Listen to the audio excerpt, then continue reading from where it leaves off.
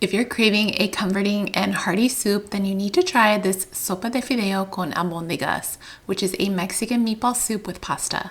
So for the meatballs, I'm just using ground beef, adding some spices, some uncooked rice, and an egg. So go ahead and give that a mix, but don't mix it too much so that way the meatballs turn out nice and tender. Let that sit while you're making the sauce. So this tomato-based sauce is basically the same sauce that I use to make my sopa de fideo, my albondigas, my Mexican red rice. It's just onion, tomato, some garlic cloves, and you can either use the chicken bouillon powder or the paste, and I just add a little bit of water just to get everything going. Once the sauce is blended, get a large soup pot, add some oil, and then we're just going to let the sauce cook down for a little bit. I like to make sure I get all the sauce out of the blender.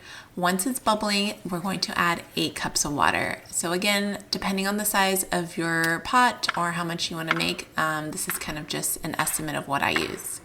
So I'm also adding some vegetables. I added I peeled a whole potato. My kids actually don't like it with potato, but I do, so I'm adding it. And then we're gonna add some carrots. Just make sure you dice everything about the same size so that way they cook evenly in the soup. Another option is some green zucchini or yellow zucchini. I'm doing green zucchini, and again, just slicing everything the same size.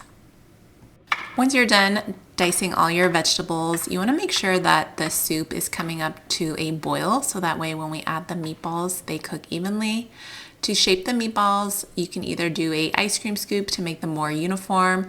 These are a little bit bigger than I normally make them. If you want them more bite-sized, then you can go ahead and make the meatballs smaller, but this size also works as well. So form the meatballs and smooth them out. Once you have them all ready to go, then go ahead and add them to the boiling soup, one at a time, and just be careful not to splatter yourself.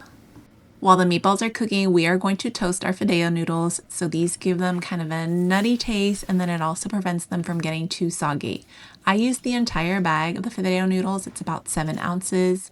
They will expand as they sit in the soup. So if you want to do less, then sometimes just using half the bag is enough as well. So you can see here that the meatballs are floating to the top, and now I'm going to add the vegetables.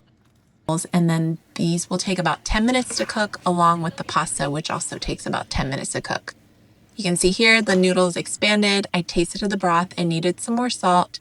And then when you serve the albondigas con fideo, make sure you do a squeeze of lime. You can also do some chopped cilantro if you like that, or some hot sauce to make it spicy. The vegetables, make sure they're nice and tender and they're cooked all the way, and the meatballs are absolutely delicious. I really hope you give this recipe a try.